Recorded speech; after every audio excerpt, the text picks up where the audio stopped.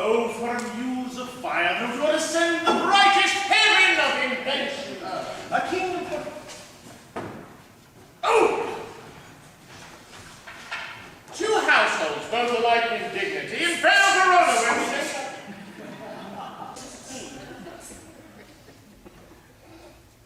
If music be the food of love, play on!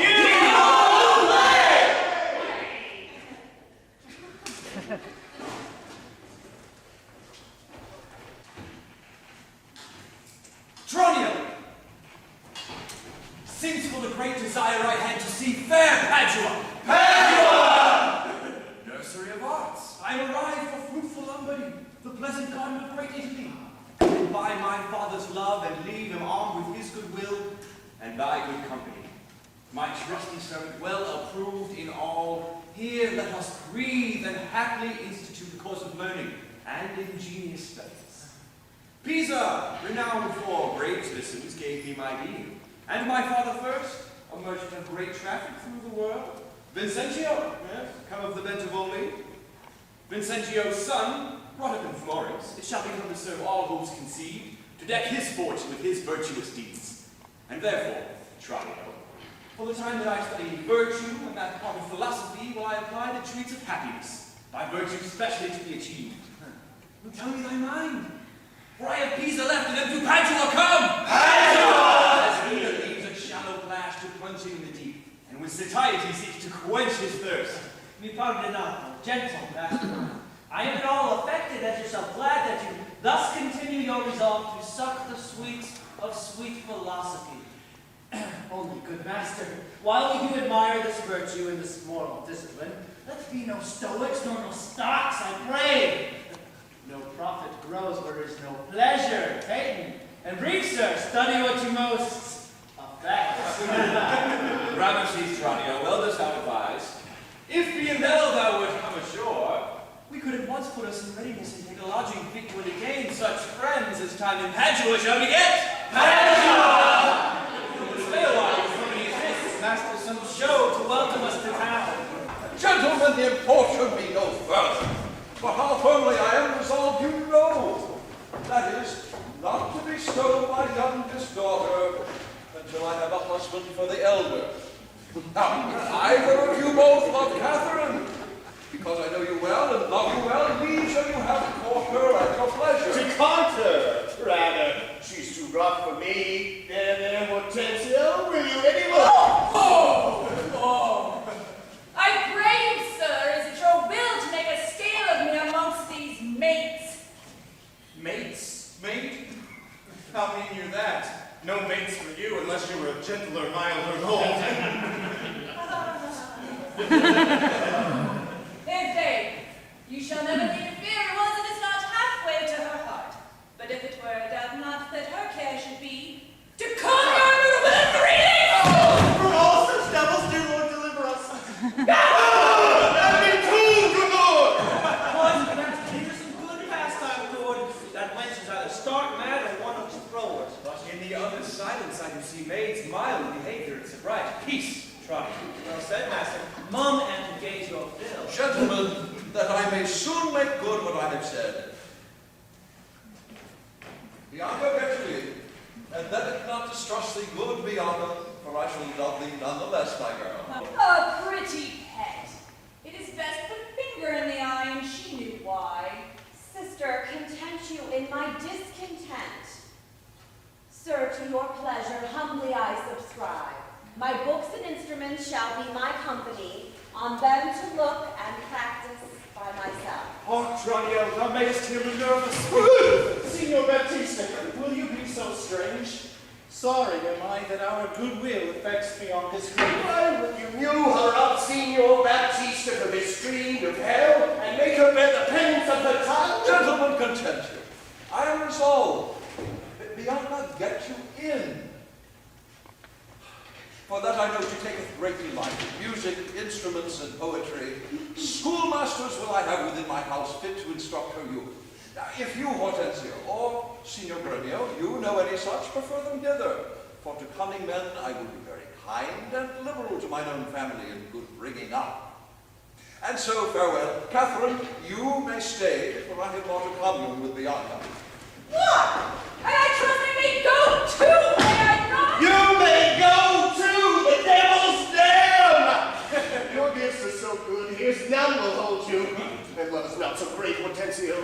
We may blow our nails together and fast it fairly out. A case dough on both sides. Farewell. Yet love I bear my sweet Bianca. Finding by any means light on a fit man to teach her that wherein she delights. I shall wish him to her father. So will I, Signor Gremio. But a word, I pray. Though the nature of our quarrel yet never brooked parley, know now upon advice it toucheth us both, that we may yet again have access to our fair mistress, and be happy rivals in Bianca's love, to labor and effect one thing specially. What's that, I pray? Marry, sir, to get a husband for her sister. A husband? A devil! I say a husband. I say a devil! Thinkest thou, Hortensio, that her father be very rich? Any man is so very a fool to be married to hell? Tush, Gremio. Though it passed your patience and mine to endure her loud alarms, why, man, there'd be good fellows in the world, and a man could light on them, would take her with all faults. And money enough. I cannot tell. But I as lief take her dowry with this condition, to be whipped at the high cross every morning. Faith, as you say, there's small choice in rotten apples. But come, since this bar-in-law makes us friends, it shall be so far forth friendly maintained, till, by helping Baptista's eldest daughter to a husband, we set the youngest free for a husband. Then have to it afresh. Oh, sweet Bianca. Happy man be his goal. He that runs fastest gets the ring. How say you, Signor Gremio? I agreed. And would I had given him the best horse in Padua to begin his wooing, that would thoroughly woo her, wed her, bet her, and rid this house of her. I pray, sir. Oh, tell me, is it possible that love should of a sudden take such a hold? Oh, Tranio, till I found it to be true, I never thought it possible or likely. But see where idly I stood looking on, I found the effect of love in idleness. And now in plainness do confess to thee, Tranio, I burn. I pine, I perish, Tranio, if I achieve not this young, modest girl. Counsel me, Tranio, for I know thou canst. Assist me, Tranio, for I know thou wilt. Master, it is no time to chide you now.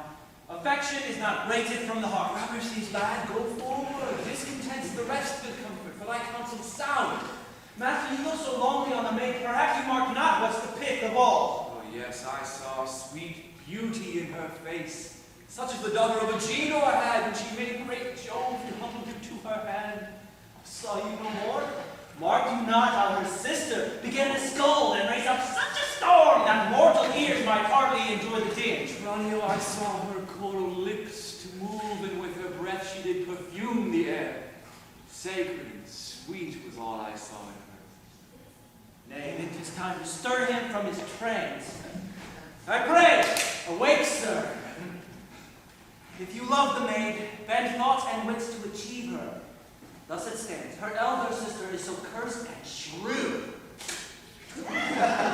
Till her father rid his hand of her, master, your love must live the maid at home. Therefore has he closely mewed her up because she will not be annoyed with suitors. Tranio, what a cruel father is he! But art thou not advised he took some care to get her cunning schoolmasters to instruct her? I very am I, sir? And now 'tis plotted. Tranio, I have it. Master, hold my hand. Both our inventions meet and jump in one. Tell me thine first. You will be schoolmaster and undertake the teaching of the maid. That's your device? It is. May it be done? Not possible. For who shall bear your part and be in Padua your Vincentio's son? Basta content thee, for I have it full. We have not yet been seen in any house, nor can we be distinguished by our faces for man or master. Then it follows thus. Thou, Tranio, shalt be master in my stead. Keep house and servants and board as I should. I will some other be, some Florentine or Neapolitan or Neapolitan. 'Tis hatched and shall be so. Tranio at once uncase thee. Take my good hat and cloak. When Grandel comes, he waits on thee. But I will charm him first to keep his tongue. So had you need. In brief, sir, Since it your pleasure is, I am content to be Lucentio. Because so well I love Lucentio, Tranio be so, because Lucentio loves, and let me be a slave to achieve that maid whose sudden sight hath thralled my wounded eye. Here comes the road. Sirrah, where have you been? Where have I been? Nay, how now? Where are you? Oh, master, has my fellow Tranio stolen your clothes, or you his, or both? Pray, what's the news? Grandel, 'tis no time to jest, and therefore frame your manners for the time. Your fellow Tranio here, save my life, puts my apparel and my countenance on, and I for my escape put on his. For in a quarrel since I came ashore, I killed a man, in fear I was described. Wait you upon him, as becomes, while I make my way from hence to save my life. You understand me? Aye, sir, narrow it. And not a jot of Tranio in your mouth.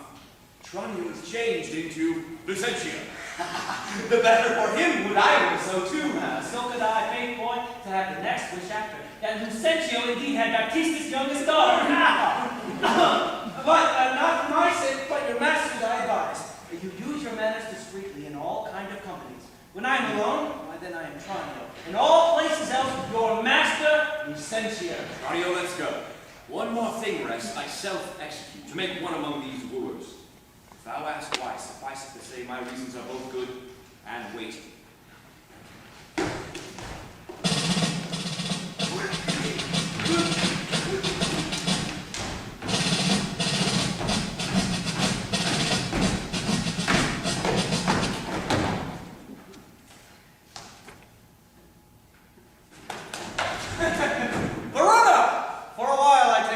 To see my friends in Padua. Padua! Hello, my best beloved and approved friend Hortensio, and I trow this is his house. Here, Sir Grumio, knock, I say. Knock, sir. Whom should I knock? Is there any man has abused your worship? Villain, I say, knock me here, soundly. Knock you here, sir? Why, sir, who am I, sir, that I should knock you here, sir? Villain, I say, knock me at this gate and rap me well, or I'll knock your knave's pate. My master has grown quarrelsome. I should knock you first, and I know after who comes by the horse. Then knock me. Face, Sirrah, and you'll not knock.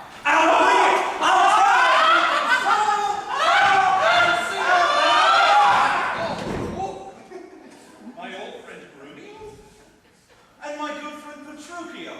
How do you all in Verona? Signor Hortensio, come you to part the fray. Rise, Grumio, rise. We will compound this quarrel. No, sir. 'Tis no matter if this be not a lawful cause for me to leave his service. Look you, sir, he bid me knock him and rap him soundly, sir. Was it fit for a servant to use his master's so mean? Perhaps, for all I see, the 32 a pip out, whom would to God I had well knocked at first, then had not Grumio come by the worst. I've had the rascal knock upon your gate, could not get him for my heart to do it. Oh, gate! Oh, heavens! State not these words plain. Sirrah, knock me here, knock me well, knock me soundly, and come now with knocking at the gate. Sirrah, be gone, or talk not, I advise you. Petruchio, patience. I am Grumio's pledge. Why, 'tis a heavy chance twixt him and you, your ancient, trusty, pleasant servant Grumio. And now tell me, my sweet friend, what happy gale blows you to Padua here from old Rome? Such wind as scatters young men through the world to seek their fortunes farther than at home. Hortensio, thus it stands with me. Antonio, my father, is deceased.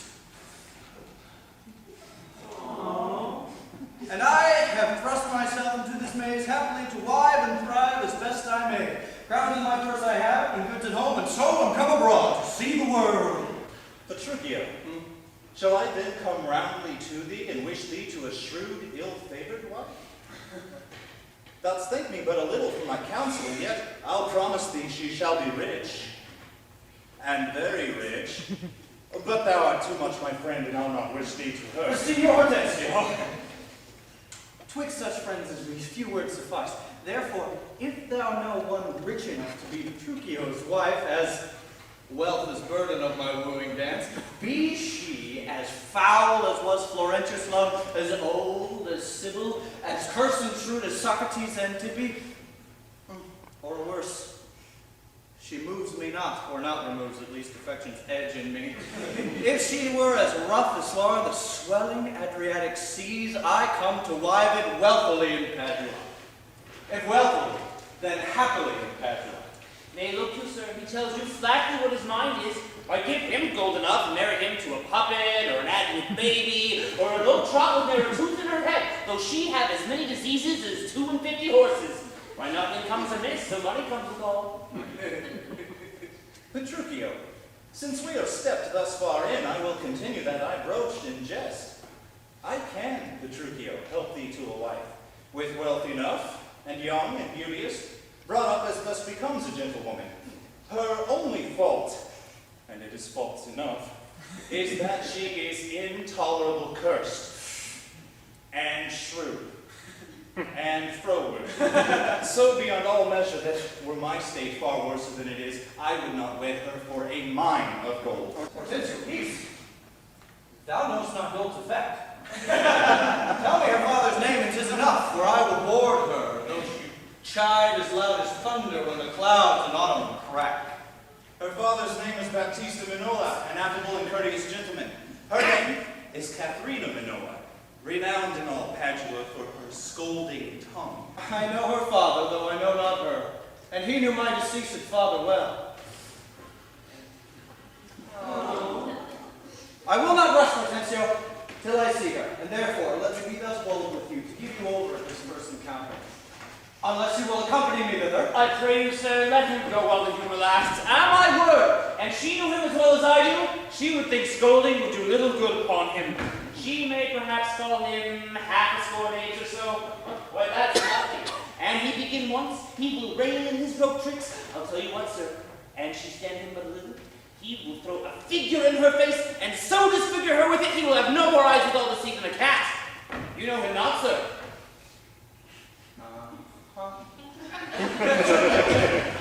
I must go with thee, for in Baptista's keep my treasure is. He hath the jewel of my life in whole, his youngest daughter, beautiful Bianca, and her withholds from me, and other more suitors to her and rivals in my love, supposing it a thing impossible that ever Katharina be wooed. Therefore this order hath Baptista ta'en, that none shall have access unto Bianca till Catherine the Cursed have got a husband. Catherine the Cursed, a title for a maid, of all titles the worst. Now shall my friend Petruchio do me grace, and offer me, disguised in silver robes, to old Baptista as a schoolmaster, well seen in music, to instruct Bianca, that so I may, by this device at least, have leave and leisure to make love to her, and, unsuspected, court her by himself. Here's no knavery, see? To beguile the old folks, how the young folks lay their heads together. Master, who goes there, huh? Peace for me, it is the rival of my love. Petruchio, stand by a while. A proper stripling and an amorous. How are you, sir? I'll have been fairly bound. Old books of love, see that at any hand, and see you read no other lectures to her. You understand me? Over and beside Signor Baptista's liberality, I'll amend it with the largest. What will you read to her? Whate'er I read to her, I'll plead for you as for my patron. Stand you so assured, as firmly as yourself was still in place? Yea, perhaps with more successful words than you, sir. Unless you were a scholar, sir. Oh, this learning. What a thing it is. Oh, this woodcock, what an ass it is! God save you, Signor Grandel. And you are well met, Signor Hortensio. Trow you whither I am going? To Baptista Minola. I promised to inquire carefully about a schoolmaster for the fair Bianca, And by good fortune, I lighted well on this young man for learning and behavior, fit for her turn, well read in poetry and other books, good ones, I warrant you. 'Tis well. And I have met a gentleman, hath promised me to help me to another, a fine musician to instruct our mistress. So shall I no whit be behind in duty to fair Bianca, so beloved of me. Beloved of me, and that my deed shall prove. And that his bag shall prove. Remember, 'tis now no time to vent our love. Listen to me, and if you speak me fair, I'll tell thee news indifferent good for either. Here is a gentleman, whom by chance I met, upon agreement from us to his liking, will undertake to woo cursed Catherine, yea, and to marry, if her dowry please. Oh, so said, so done, is well. Hortensio, have you told him all her faults? I know she isn't irksome, brawling scold.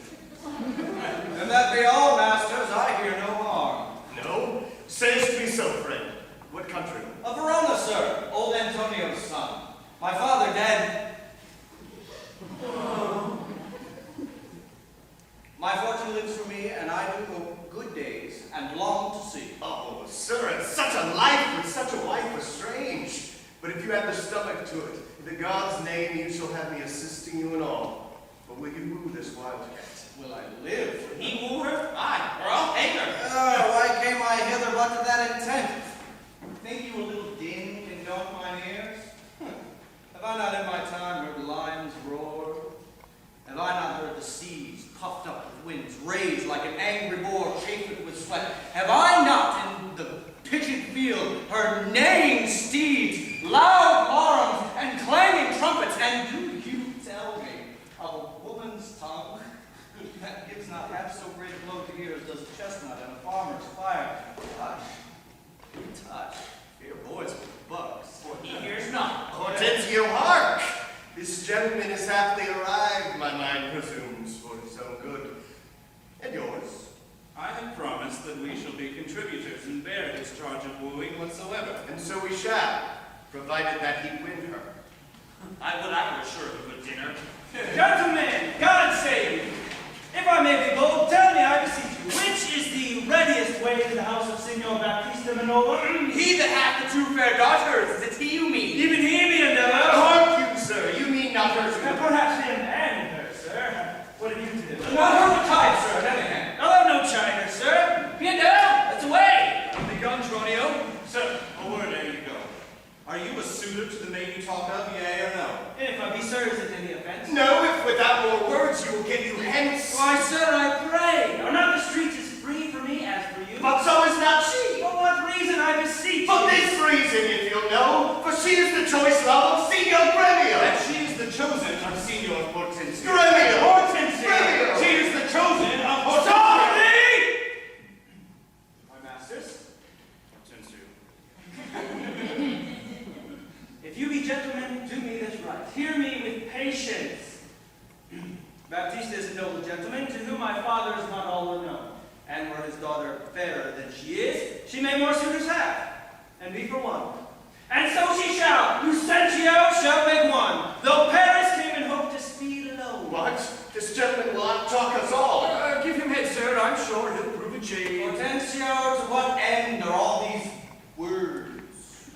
Sir, let me be so bold to ask. Did you ever yet see Baptista's daughter? No, sir. But here I do that he hath two. One is famous for her scolding tongue, as is the other for beauteous modesty. Sir, the first for me, let her go by. Yea, leave that labor to great Hercules. Sir, understand you this of me in sooth. The youngest daughter whom you hearken for, her father keeps from access of all suitors, and will not promise her to any man until the elder sister first be wed. The younger then is free, and not before. If it be so, sir, that you are the man must stead us all, me among the rest, and if you break the ice and do this feat, achieve the elders and the younger free for our excess, whose hap shall be to have her will not so graceless be to be ingrate. Sir, you say well, and well do you conceive. And since you do profess to be a suitor, you must, as we do, gratify this gentleman to whom we all rest generally beholding. Sir, I shall not be slack. In stein whereof, please you, we may contrive this afternoon, and quaff carouses to our mistress's health. And do as adversaries do in law, strive mightily, but eat and drink as friends. Oh, excellent motion! Heralds, let be gone! Motion's good indeed, and be it so. True, I shall do a bit of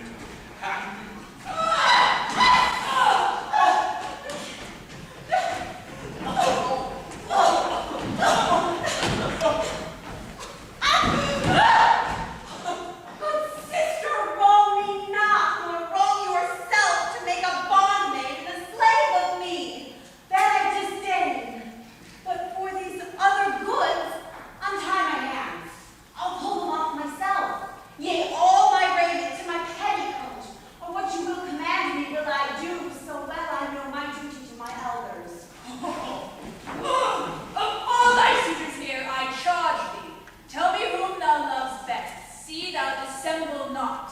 Believe me, sister, of all the men alive, I never yet beheld that special face which I could fancy more than any other. Oh, thou liest. Is it not Hortensio? If you affect him, sister, here I swear I'll plead for you myself, but you shall have him. Oh, then belike in fancy riches more, you'll have Remio to keep you fair. Why you envy me so? Or nay, then you jest, and now I well perceive you have but jested with me all this while. I pray thee, sister Kate, untie my hands. Oh no! Hey, what's the symptoms? Bianca, stand aside! Poor girl, she weeps. Go, ply thy needle, meddle not with her. For shame, thou building of devilish spirit! Why dost thou wrong her who did ne'er wrong thee? What does this forebode? Her silence loves me, and I'll be revenged. Not in my sight! Bianca, get you ill. What? Will you not suffer me? Nay, now I see she is your treasure. She must have a husband. I must dance barefoot on your wedding day. Talk not to me. I will go sit and wait till I can find occasion of revenge. Whatever gentleman thus grieved as I. But who comes here? Good morrow, neighbor Baptista. Oh, neighbor Grandel. God save you, gentlemen. And you, good sir, pray, have you not a daughter called Katharina, fair and virtuous? I have a daughter, sir, named Katharina. You are too blunt, and too orderly. You wrong me, Senor Grandel. Give me leave. I'm a gentleman of Verona, sir, the hearing of her beauty and her wit, her affability and bashful modesty, her wondrous qualities and mild behavior, and bold to show myself a forward guest within your house, to make mine eye the witness of that report which I so often heard. And for an entrance to my entertainment, I do present you with a man of mine, coming in music and mathematics, to instruct her fully in those sciences, whereof I know she is not ignorant. Accept of him, or else you do me wrong. His name is Licio, Lord of Mantua. You are welcome, sir, and he for your good sake. But for my daughter Catherine, this I know. She is not for your turn of all my grief. I see you do not mean to part with her, or else you like not of my company. Oh, mistake me not. I speak but as I find. Whence are you, sir? What may I call your name? Petruchio is my name, sir. Antonio's son. A man well known throughout all Italy. I knew him well. You are welcome, sir. Saving your tale, Petruchio, I pray, let us that are poor petitioners speak too. Oh, pardon me, Signor Gremio, I would fain be doing. I doubt it not, but you will curse your wooing. This is a gift. Very grateful, I am sure of it. To express the like kindness myself, that have been more kindly beholding than any. Freely give of you this young scholar that hath long been studying at Reeds, as cunning in Greek, Latin, and the other languages as the other is in music and mathematics. His name is Cambio. Pray accept his service. 1,000 thanks, Signor Grandel. Welcome, good Cambio. But you, sir, methinks you walk here as a stranger.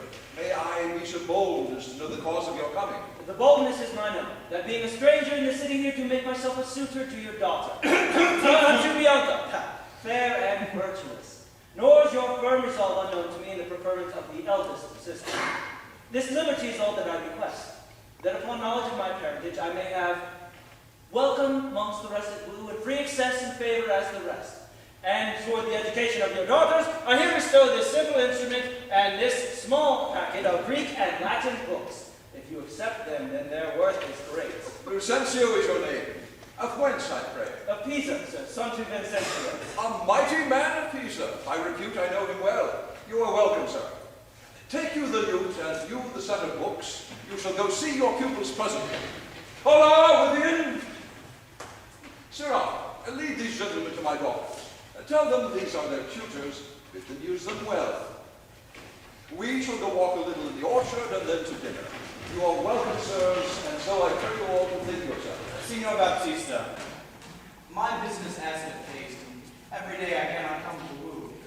You knew my father well, and in him me, left sole heir to all his lands and goods, which I have bettered rather than decreased. Then tell me, if I get your daughter's love, what dowry shall I have with her to wife? After my death, the 1/2 my lands, and in possession 20,000 crowns. And for that dowry, I'll assure her of her widowhood, be it that she survived me, and all my lands and leases whatsoever. Therefore, let specialties be drawn between us that needs may be kept on either side. Aye, when that special thing is well obtained, that is, her love, for that is all in all. Why, that is nothing. For I assure you, Father, I am as peremptory as she proud-minded, and where two raging fires can meet, they do consume the thing that feeds their fury. Though little fire grows great with little wind, yet extreme gusts will blow out fire and all, and so I to her, and so she yields to me, for I am rough, and woo not like a babe. Well may you woo, and happy be thy speed, but be prepared for some unhappy words. Oh, well, my friend, why does thou look so pale? For fear, I promise you, if I look pale. What, will my daughter make a good musician? I think she'll sooner make a soldier. Iron may hold with her, but never loose. What, canst thou not then break her to the lute? Why, no, for she hath broke the lute to me. I did but tell her she mistook her frets and goad her fingers to teach her fingering when, with a most impatient devilish spirit, "Rascal, you these!" quoth she, "I'll fume with them." And with that word, she struck me on the head. And through the instrument my pate made way, and there I stood, amazed, for a while. Oh, world, it is a lusty weapon. I love her 10 times more than e'er I did. How I long to have some chat with her. Come along with me, and be thou not discomfited. Proceed in practice to my younger daughter. She is apt to learn and thankful for good turns. Signor Trujillo, will you come with us, or shall I send my daughter into you? I pray you do. I will tend her here. And woo her with some spirit when she comes. Say that she rails. Why then I'll tell her plain she sings as sweetly as the nightingale. Say that she frowns. I'll tell her she looks as clear as morning roses newly washed with dew. Say she be mute and will not speak a word, then I'll commend her volubility and say she uttereth piercing eloquence. If she do bid me pack, I'll give her thanks as though she bade me stay by her a week. And if she deny to wed, I'll crave the day when I shall ask the banns and when be married. But here she comes. And now, Petruchio, speak. Good morrow. Kate! For that's your name, I hear. Well, have you heard but something hard of hearing? They do call me Catherine, that you talk with me. Do you lie in faith, or you are called plain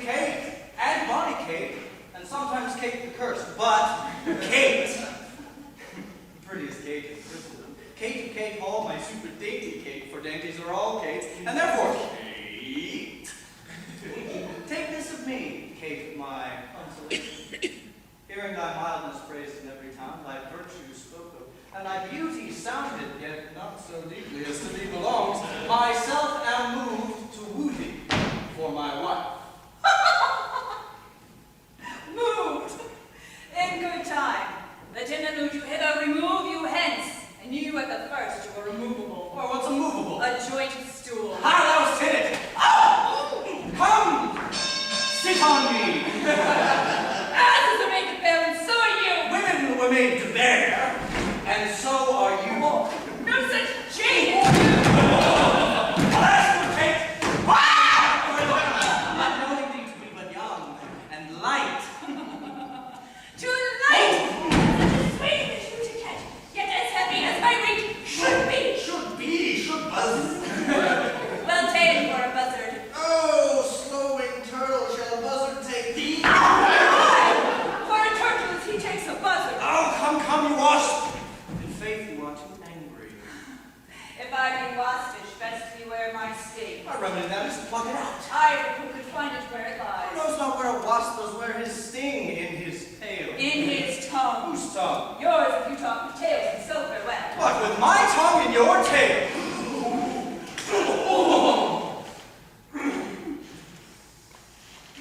Nay. Come again, good Kate. I am a gentleman. That I'll try. I swear I'll strike again! So may you lose your arms. If you strike me, you're no gentleman. And if no gentleman, why then no arms? A herald, Kate! Oh, put me in thy books. What is your a coxcomb? Homeless cock, so can't you be my head? No cock of mine. You crow too like a craven. Hey, come, Kate, come. You must not look so sour. Oh, 'tis my fashion when I see a crab. Why, here's no crab to look not sour. Oh, there is, there is. Then show it me. Had I a glass, I would. What, you mean my face? But I ain't just such a young one. Now, by St. George, I am too young for thee. Yet you are with me. 'Tis with cares. I cannot. Nay, here you, Kate, in sooth. You skate not so. I chafe you if I tarry. Let me go! Oh, not a bit. Oh, I find you passing gentle. 'Twas told me you were rough and coy and sullen. And now I find my court very live. With our pleasant, gamesome, passing courteous, yet slow in speech, yet sweet as springtime flowers. Thou canst not frown, nor canst thou look askance, nor bite the lip as angry wenches will, nor hast thou pleasure to be cross and talk. But thou, with my voice, entertainst thy wooers, with gentle conference, soft and affable. Why does the world report the Kate doth none, who slanderers world hate like the hazel twig, is straight and slender, and brown in hue as hazelnuts, yet sweeter than a kernel. Oh, let me see thee walk! Thou dost not hold. Go, fool, and whom thou canst command. Did ever die in so become a grove as Kate this chamber with her princely gate? Oh, be thou thine, and let her be Kate, and then let Kate be chaste and die in sport. Where did you learn all this goodly speech? It is extemper from my mother wit. A witty mother, witness else her son. Am I not wise? Yes, keeping warm. Marry, so I mean, good Catherine, in thy bed. And therefore, setting all this chat aside, thus in plain terms, your father hath consented you shall be my wife, your dowry agreed upon, and will you, nill you, I will marry you. Now, Kate, I am a husband for your turn, for by this light whereby I see thy beauty that doth make me like thee well, thou must be married to no man but me. For I am he born to tame you, Kate, and bring you from a wild Kate to a Kate conformable as other household Kates. Here comes your father, never make denial, I must and will have Catherine to my wife. Now, Signor Petruchio, I'll speak you with my daughter. How would well, sir, how would well, were it possible I should speak amiss. Why, how now, daughter Catherine, in thy doubts? Call you me daughter. Now I promise you shall with tender, fatherly regard to wish me wed to one half lunatic, madcap roughing, and swearing jack who thinks with oaths to face the matter out. Father, 'tis thus. Yourself and all the world that talk of her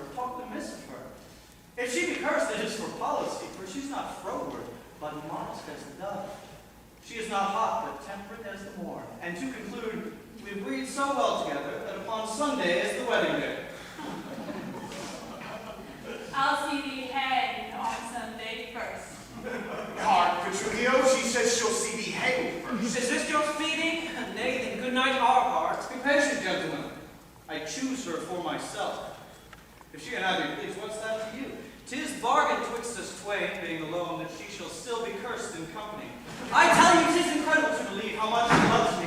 Oh, that kindness, Kate, she hung about my neck, and kiss on kiss, she lied so fast, protesting oath on oath, that in a drink she won me to her love.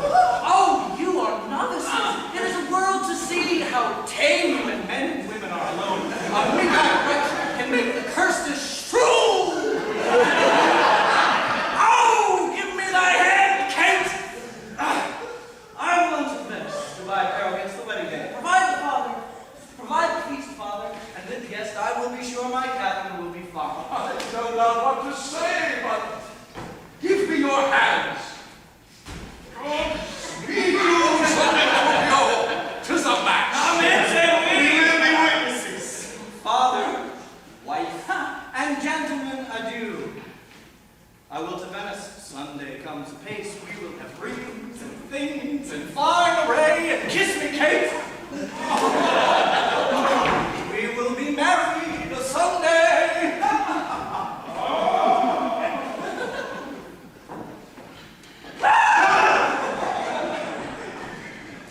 Was ever match clapped up so suddenly? Faith, gentlemen, now I play a merchant's part and venture madly on a desperate march. 'Twas a commodity lay fretting by you. 'Twill bring you gain or perish on the seas. The gain I seek is quiet in the match. No doubt, but he hath got a quiet catch. But now, Signor Baptista, to your younger daughter, now is the day we long have looked for. I am your neighbor, and will suit her first. And I am one that love Bianca more than words can witness or your thoughts can guess. Youngling, thou canst not love so dear as I. Greybeard, thy love doth freeze. Thine doth fly. Skipper, stand back. 'Tis age that nourisheth. But youth in ladies' eyes that flourish. Gentlemen, content you. I am resolved. 'Tis deeds must win the prize, and he of both who can assure my daughter greatest dower shall have my Bianca's love. Say, Signor Gremio, what can you assure her? First, as you know, my house within the city is richly furnished with plate and gold, basins and ewers to lave her dainty hands, my hangings, all of Tyrian tapestry. In ivory coffers I have stuffed my blouse. In cypress chests, my Irish counterpoints, costly apparel, tents and canopies, fine linens, Turkey cushions, books with pearl, balance of Venice, gold and needlework, pewter and brass, and all things that belong to house or housekeeping. Then, at my farm, I have 100 milch kine in a pail, 60 fat oxen standing at my stalls, and all things answerable to that portion. Myself, in Stratton years, I must confess, and if I die tomorrow, this is hers. If whilst I live, she will be only mine. That only came well in. Sir, this to me. I am my father's son and only heir. If I may have your daughter to my wife, I'll leave her houses 3 or 4 is good within rich Pisa walls, as anyone old Signor Gremio has in Padua. Besides, 2,000 ducats by the year are fruitful land, all which shall be her jointure. What? Have I pinched you, Signor Gremio? 2,000 ducats by the year of land? My land amounts to not so much at all. That she may have. Besides, an argosy that is now laying in Marcellus's road. What? Have I choked you with an argosy? Oh, Signor Gremio, 'tis known my father hath no less than 3 great argosies, besides 2 galleasses and 12 tight galleys. These I will assure her, and twice as much whatever thou offerest next. Nay, I have offered all.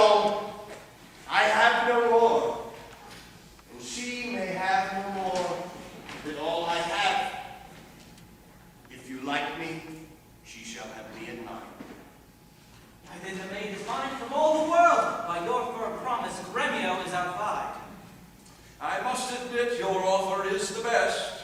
And let your father make her this assurance, you shall be wed. Or else you must pardon me, for if you should die before her, where's her dower? That is but a cavil. He is old, I young. And may not young men die as well as old? Gentlemen, content you, I am resolved. On Sunday next, my daughter Catherine is to be married. The Sunday following, Bianca shall be wed to you, if you make her the assurance. If not, to Senor Grandel. And so I take my leave and thank you both. Adieu, good neighbor. Now I fear thee not, Sirrah, young gamester. Your father a fool to give you all, and in his waning age set foot under thy table? Tut, a toy. An old Italian fox is not so kind, my lord. Vengeance on your crafty withered hide. Oh, 'tis in my mind to do my master good. I see no reason but. Supposed Lucentio must get a father called supposed Vincentio. And that's a wonder. Fathers commonly do get their children. But, in this case of wooing, a child shall get a sire. If I fail not of my cunning. Philip, Curtis.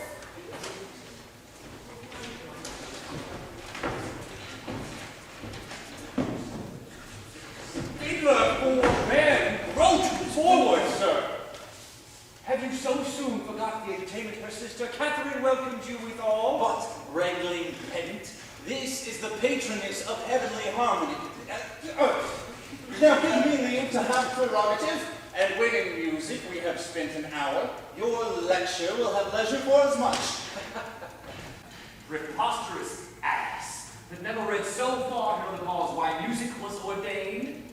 Was it not to refresh the mind of man after his studies or his usual pains? Then give me leave to read philosophy, and while I pause, serve in your harmony. Sirrah, I will not bear these braves of thine. Why, gentlemen, you do me double wrong to strive for that which resteth in my choice. I am no breaching scholar in the schools. I'll not be tied to hours nor appointed times, but learn my lessons as I please myself. And to cut off all strife, here sit me down. Take you your instrument and play you the whiles. His lecture will be done ere you come tune. You will leave his lecture when I am in tune? That will be never. Tune your instrument.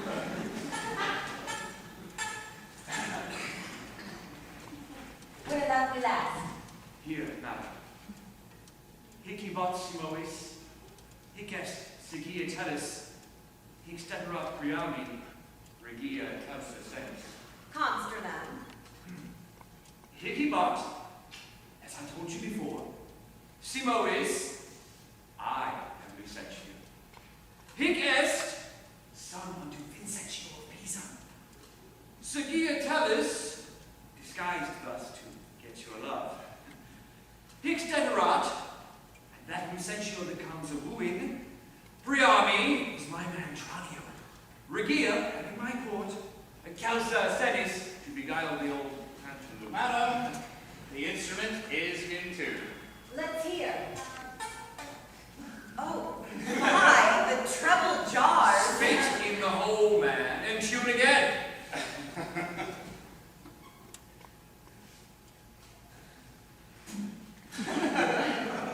Now let me see if I can conjure it. Hic evat simois, I know you not. Hic est sigia tellus, I trust you not. Hic ceterat priami, take heed he hear us not. Regia, presume not. Causa senis, despair not. Madam, 'tis now in tune. Yeah, oh, but the bass. The bass is right! 'Tis the bass knave that jars. How fiery and forward our pedant is. Now for my life, the knave doth court my love. Peniscule, I'll watch you better yet. In time I may believe, yet I mistrust. Mistrust it not, for sure Eocides was Ajax called so for his grandfather. I must believe my master, else I promise you I should be arguing still upon that doubt. But let it rest. Now, Licio, to you. Good master, take it not unkindly, pray, that I have been thus pleasant with you both.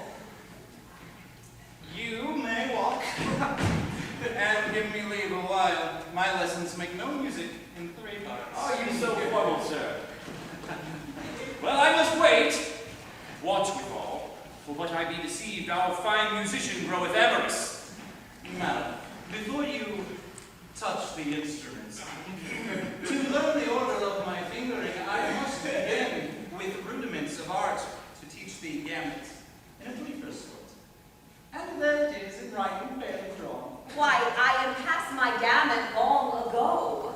Yet, read the gamut of Hortensio.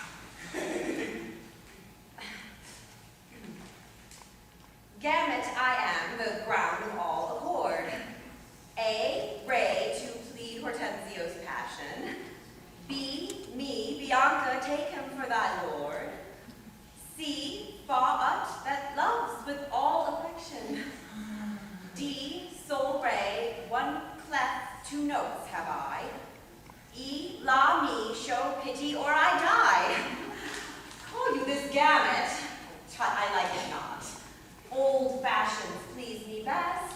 I am not so nice to change true rules for odd inventions. Mistress, your father prays you leave your books and help dress your sister's chamber up. You know tomorrow is the wedding day.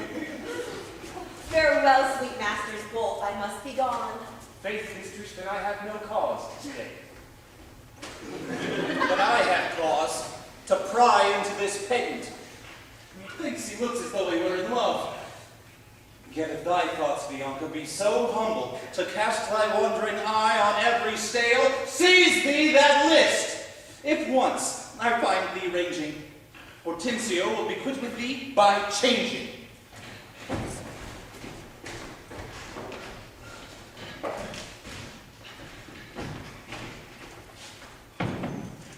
Signor Hortensio, this is the appointed day when Catherine and Petruchio should be married, and yet we hear not from our son-in-law.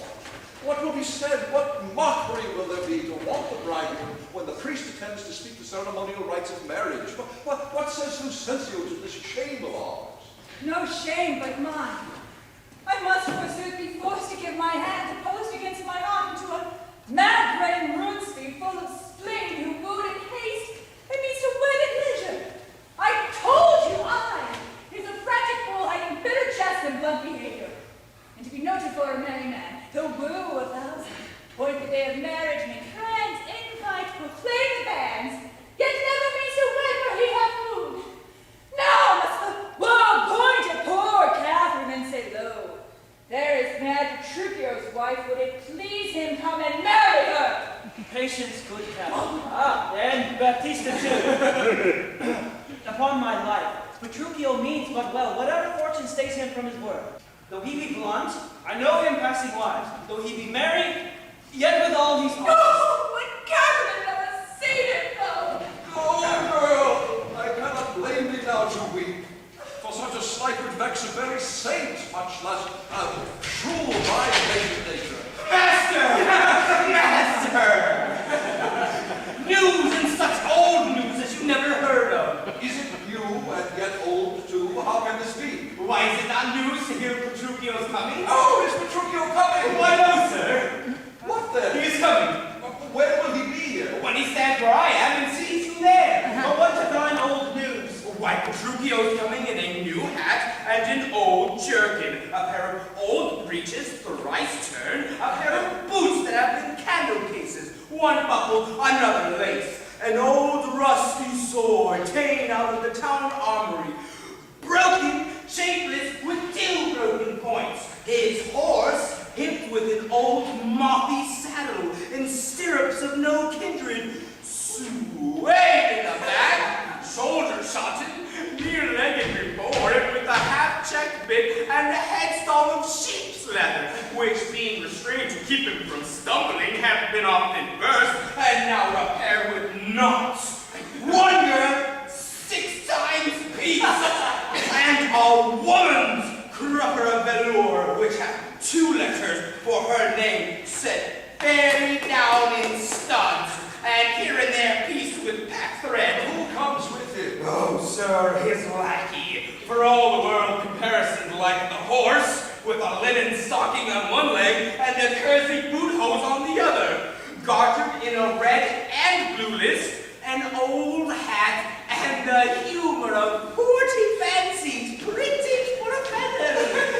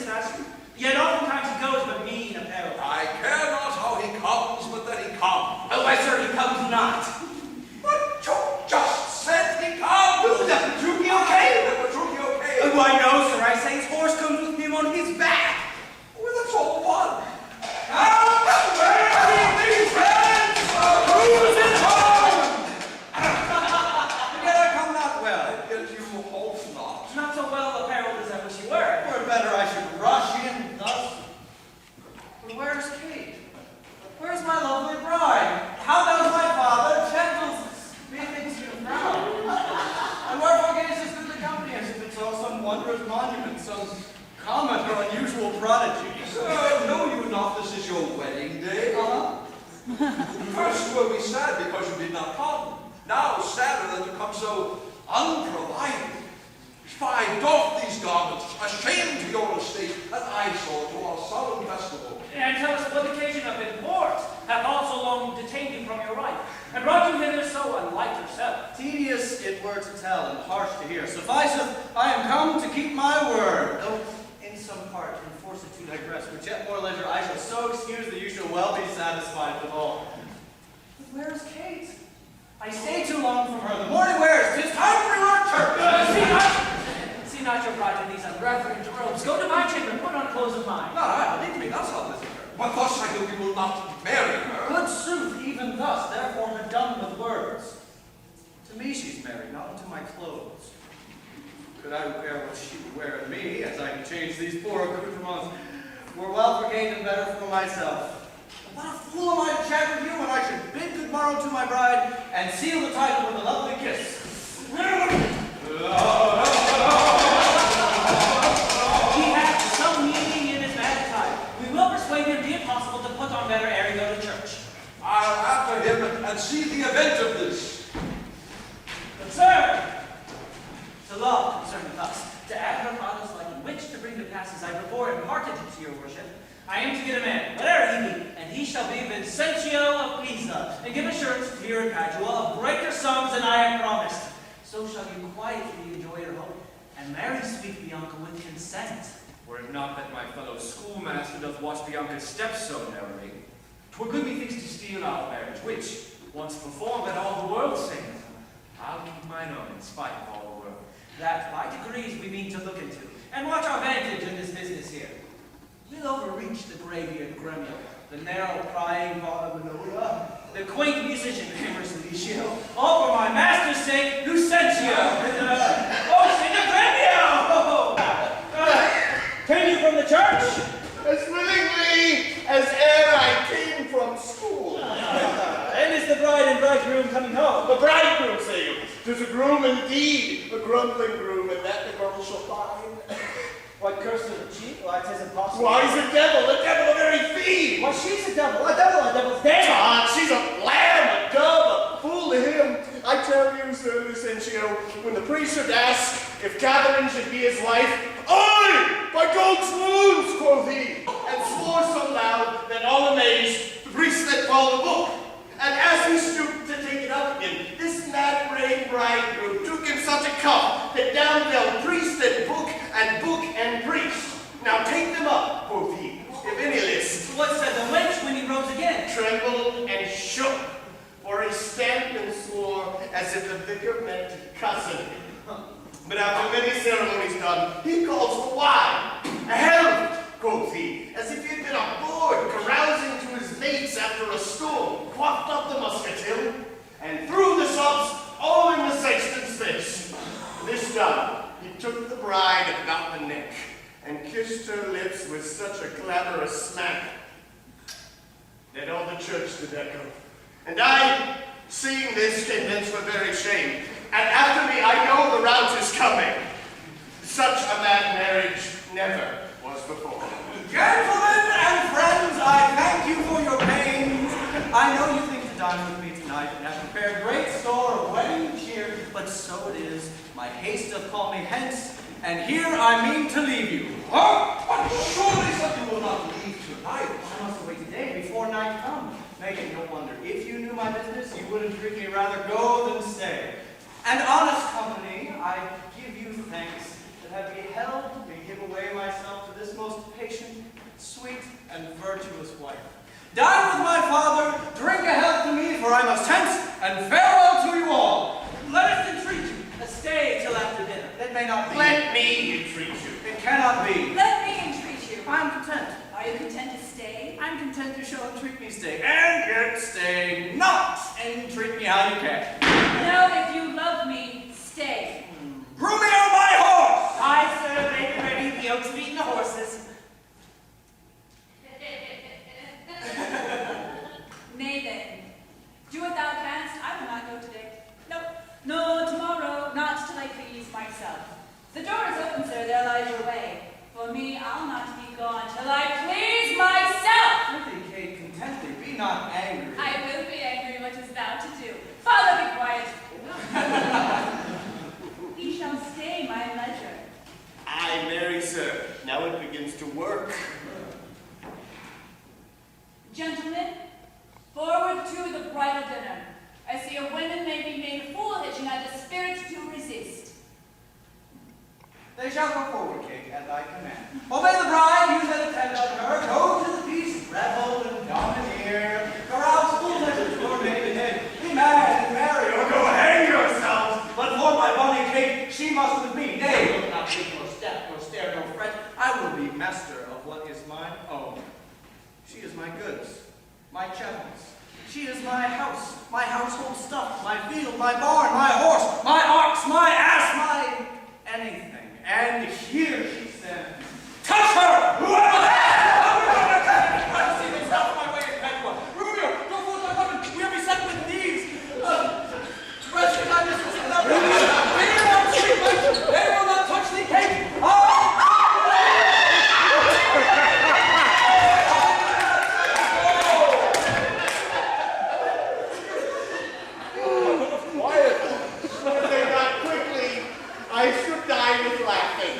Of all mad matches, never was alike. Mistress, what's your opinion of your sister?